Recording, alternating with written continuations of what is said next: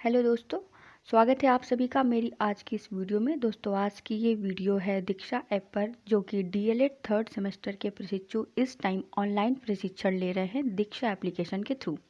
तो दोस्तों इसमें आपको करना ये होता है, मैंने पहले भी आपको डिटेल में बताया है कि आप दीक्षा ऐप पर अपना जो भी पढ़ाई लिखाई कर रहे हैं उसके साथ साथ आपको सभी सब्जेक्ट के टॉपिक वाइज असाइनमेंट सबमिट करने हैं। तो आज की इस वीडियो में मैं आपको मैथ का असाइनमेंट बताऊंगी। बहुत सारे लोगों की रिक्वेस्ट आ रही थी, बहुत सारे लोगों ने मुझे कमेंट में भी बोला कि मैम दीक्षा ऐप का असाइनमेंट बना दीजिए, कोई दूसरा सब्जेक्ट का बना दीजिए।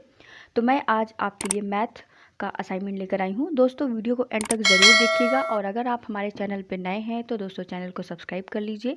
आपको यहाँ पर डीएलएड से रिलेटेड न्यूज़, अपडेट्स और असाइनमेंट्स मिलते रहते हैं। मेरे प्यारे प्यारे मित्रों, मेरे प्रिय डीएलएड प्रशिक्षुओं, आपसे यही मुझे विनम्र निवेदन मैं आपसे करना चाहूँगी कि अगर आपको वीडियो अच्छी लगती है तो प्लीज़ इसे लाइक और शेयर करने में कंजूसी मत किया कीजिए। तो चलिए, ये है हमारा दीक्षा एप्लीकेशन। जब हम इसे ओपन करते हैं तो यहाँ जब हम कोर्स पे जाते हैं तो काफ़ी सारे कोर्सेज अवेलेबल हो गए हैं इस टाइम पे।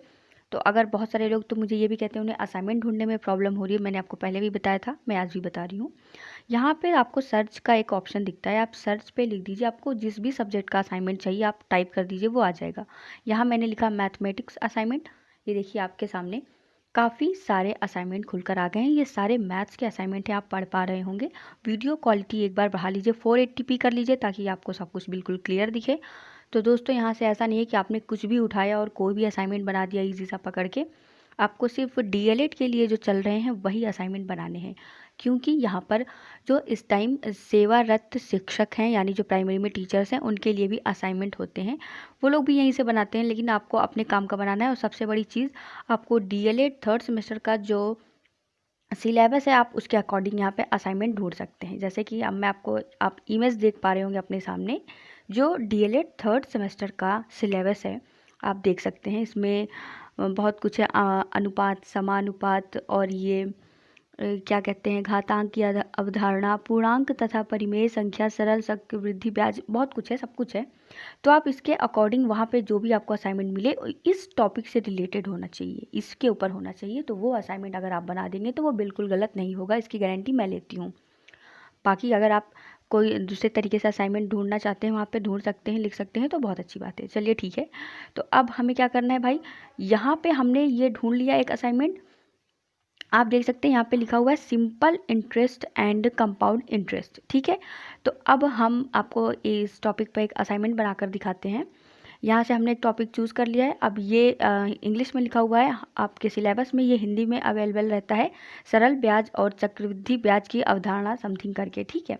तो देखिए जब आप इसका असाइनमेंट ओपन करते हैं तब क्या होता है। आपने इसका असाइनमेंट ओपन किया, यहाँ पे आपको देखिए 1 2 3 4 5 काफ़ी सारा इसमें टॉपिक दिया हुआ है। मैंने आपको पहले भी बताया, अगर आपको 5 6 7 टॉपिक दे देता है तो आप उस पर 3 पे लिख दीजिए, बहुत है। और अगर आपको 2 3 4 देता है तो आप उस पर 2 पे लिख दीजिए असाइनमेंट, उतना आपके लिए सफिशिएंट है, बहुत ज़्यादा लिखने की ज़रूरत नहीं है।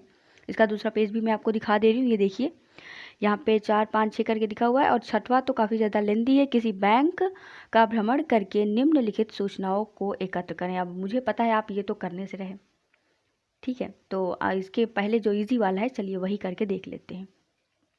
अब दोस्तों डीएलएड जो थर्ड सेमेस्टर के प्रशिक्षु हैं दीक्षा एप्लीकेशन का असाइनमेंट जब बनाएंगे तो उनका फ्रंट पेज किस तरीके से रहेगा, वो रहेगा इस तरीके से। मैंने आपको पहले भी बताया है, आज भी बता दे रही हूँ। इस तरीके से बाकायदे राज्य शैक्षिक अनुसंधान जो भी है आपका भाई, या CRT, इसका फुल नेम लिखिए, आपके जिला का जो भी नाम है वो लिख दीजिए, डीएलएड 2019 बैच, और असाइनमेंट का टॉपिक लिख दीजिए।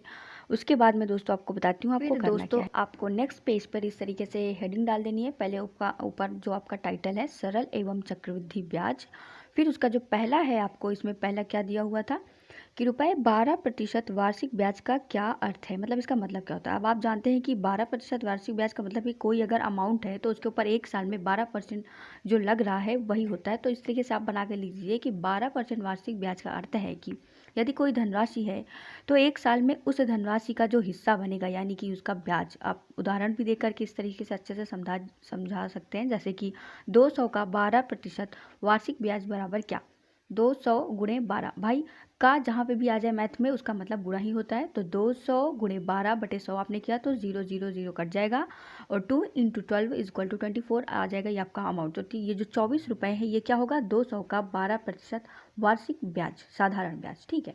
फिर आपका दूसरा जो है, जो धन उधार लिया जाता है उसे क्या कहते हैं। अब भाई जो धन उधार लिया जाता है उसे क्या कहते हैं, ऋण ही कहते हैं ना। आप जब किसी से कुछ ले लेते हो तो बोलते हैं ना कि तुमने कर्जा ले लिया है, ऋण ले लिया है, ठीक है। और फिर तीसरा आपका यहाँ पे दिया हुआ है टॉपिक कि उधार ली गई धन राशि के बदले दी गई अतिरिक्त धनराशि क्या कहलाती है। आप अच्छे से जानते हैं कि जब आप उधार लेते हैं उसके बदले अगर आप अतिरिक्त धनराशि दे रहे हैं, जस्ट मीन कि आप उसका ब्याज दे रहे हैं, ठीक है, आप उसका इंटरेस्ट दे रहे हैं। आप इसका एक वर्ड में आंसर लिख दीजिए, बहुत ज़्यादा लिखने की जरूरत नहीं है। फिर आपका चौथा यहाँ पे एक क्वेश्चन है, इसको आपको सॉल्व करना है और ये है आपका सिंपल इंटरेस्ट का क्वेश्चन दोस्तों। 500 का 6% वार्षिक ब्याज की दर से 2 साल का साधारण ब्याज ज्ञात कीजिए। तो सबसे पहले हम यहाँ पे साधारण ब्याज का फॉर्मूला लिख देते हैं, मूलधन गुणे दर गुणे समय बटे 100, ये होता है आपका फॉर्मूला। उसके बाद यहाँ पे ये सिंपल इंटरेस्ट इंग्लिश में से बोलते हैं, इज इक्वल टू, मैंने लिखा मूलधन लिख दीजिए भाई, दर के बाद बदले आपने दर लिख दिया 6 और समय आपका 2 साल दिया हुआ था, आपने लिख दिया, उसके बटे 100 किया तो 0 0 से 0 0 कट गया। फिर 5 6 2 आपका हो गया। आप जब 5 अंक 30 दूना 60 होता है आपका, ये 60 निकल के आ जाएगा। फिर आपका पांचवा क्वेश्चन था चक्रवृद्धि ब्याज पे दोस्तों। ये क्वेश्चन है 1000 का 10% वार्षिक ब्याज की दर से 3 वर्ष का चक्रवृद्धि ब्याज ज्ञात करें। तो सबसे पहले आपको इसका फॉर्मूला लिख देना है, A equal to P bracket में 1 + R/100 इक्वल टू, ये होता है नंबर ऑफ टाइम, कुछ लोग n लिखते हैं कुछ लोग t लिखते हैं, आप NT लिखिए, मतलब नंबर ऑफ टाइम। तो फिर यहाँ पे A इक्वल टू इसकी वैल्यू है, आप उसको वहाँ पे पुट कर दीजिए। P में आप यहाँ आपने लिख दिया 1000, फिर 1 + आपका R था 10 और उसके बाद आपका नंबर ऑफ टाइम था 3। फिर आप दोस्तों देख रहे हैं 10 है, नीचे 100 है, तो 0 से 1 0 कट जाएगा। उसके बाद क्या करेंगे आप कि भाई भिन्न का जोड़ घटाना आप जानते हैं, 10 एकम 10 1 11 हो जाएगा। उसके बाद 11/10 है। अब इसको सॉल्व करने का अच्छा तरीका यही है, तो जब भी आपको घात वाला दे दे सब आप घातें अलग कर लीजिए। अगर अंदर से सॉल्व हो रहा है तब तो ठीक है, वरना आप इसको तोड़ कर लिख दीजिए 11/10 गुणे 11/10 गुणे 11/10। तो क्या है कि 10 10 10 यहाँ पे इन 3 0 से ये 3 0 कट जाएंगे और उसके बाद आपका जो आंसर आएगा 11 गुणे 11 गुणे 11। जब आप इसका मल्टीप्लाई करते हैं तो आपका आंसर आता है 1331। तो दोस्तों इस तरीके से मैंने आपका एक चैप्टर पे असाइनमेंट कंप्लीट करवाया। एंड दूसरा चैप्टर है हमारा मैथ्स असाइनमेंट बैंकिंग। देखिए बैंकिंग करके एक 3rd सेमेस्टर में मैथ का एक चैप्टर है, उसका असाइनमेंट मैं आपको बता रही हूँ। इसका असाइनमेंट देखिए छोटा सा, इसमें 4 ही टॉपिक आपको दिए हुए हैं। बैंकिंग से क्या अभिप्राय है, बैंक में कितने प्रकार के खाते खोले जा सकते हैं बताइए, और ATM से धन निकासी की प्रक्रिया को समझाइए, रेखांकित चेक की क्या विशेषताएं हैं ये बताइए, ठीक है। तो ये है आपका बैंक वाले असाइनमेंट के 4 टॉपिक्स। तो चलिए मैं इसके कुछ टॉपिक आपको क्लियर करके बता देती हूँ कि आपको असाइनमेंट कैसे लिखना है। तो दोस्तों उसी तरीके से यहाँ पे आपको लिख देना है असाइनमेंट का नंबर, जो भी आपका असाइनमेंट है आप अपना नंबर लिख दीजिए भाई। सॉरी मैं यहाँ पे टाइटल आपका मतलब चैप्टर नेम लिखना भूल गई हूँ, बैंकिंग होगा आपका, पहले वो लिख दीजिएगा। देन आपको टॉपिक लिखना है कि बैंकिंग से क्या अभिप्राय है। उसके बाद आप हेडिंग डाल दीजिए बैंकिंग। फिर आप तो जानते हैं वैसे बैंक के बहुत सारे काम होते हैं, उसके क्या अभिप्राय हैं। फिर भी आप एक अच्छी लैंग्वेज में यहाँ पे लिख दीजिए कि बैंक उस वित्तीय संस्था को कहते हैं जो जनता से धनराशि जमा करने तथा जनता को ऋण देने का काम करता है। लोग अपनी अपनी बचत राशि को सुरक्षा की दृष्टि से या फिर ब्याज कमाने हेतु इन संस्थाओं में जमा करते हैं और आवश्यकता अनुसार बैंक से समय समय पर इसे निकाल लेते हैं। और बैंक क्या करता है कि इस जमा धनराशि से व्यापारियों और व्यवसायियों को जो है पैसा दे करके इसको उनसे ब्याज लेता है। अतः आर्थिक आयोजन के वर्तमान युग में बैंक की जो व्यवस्था है एक अनिवार्य आवश्यकता मानी जाती है, ठीक है। ये आपका फर्स्ट आपका टॉपिक कंप्लीट हो गया। देन आपका दूसरा है कि बैंक में कितने प्रकार के खाते खोले जा सकते हैं। तो विभिन्न आय वर्ग के लोगों एवं उनके ज़रूरतों और अर्थव्यवस्था की ज़रूरतों के हिसाब से विभिन्न प्रकार के खातों का विकास हुआ है। कहाँ? भारत में। हम अभी भारत की बात करें क्योंकि हम भारत के वासी हैं। भारत में चलने वाले कुछ प्रमुख खाते, आप खातों के नाम लिख दीजिए।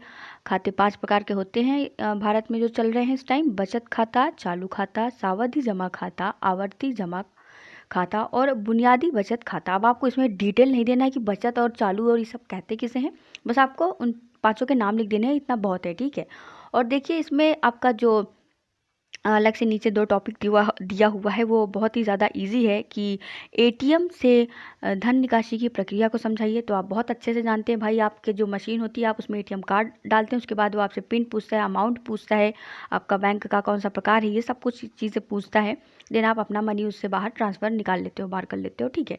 और दूसरी चीज़ है कि रेखांकित चेक की विशेषता बताइए। तो कुछ मैं आपको ओरली समझा दे रही हूँ। इसमें क्या होता है, वर्टिकल 2 लाइन होती हैं और इस चेक से अगर कोई और आपका पैसा निकाल लेता है तो पता चल जाता है कि किस आदमी ने कहाँ इसको भंजाया है। तो ये कुछ इसकी विशेषता है दोस्तों। उम्मीद है आज की ये वीडियो आपको अच्छी लगी होगी। आज की इस वीडियो को देख करके आपको मैथ का असाइनमेंट बनाने में काफ़ी ज़्यादा मदद मिली होगी। दोस्तों अगर किसी और टॉपिक पे, किसी और सब्जेक्ट पे आपको असाइनमेंट चाहिए तो उसके लिए आप मुझे कमेंट कर दीजिए, मैं ज़रूर बनाकर लेके आऊँगी। और अगर ये वीडियो अच्छी लगी हो तो इसे लाइक करें, शेयर करें और मेरे चैनल को सब्सक्राइब करें। धन्यवाद।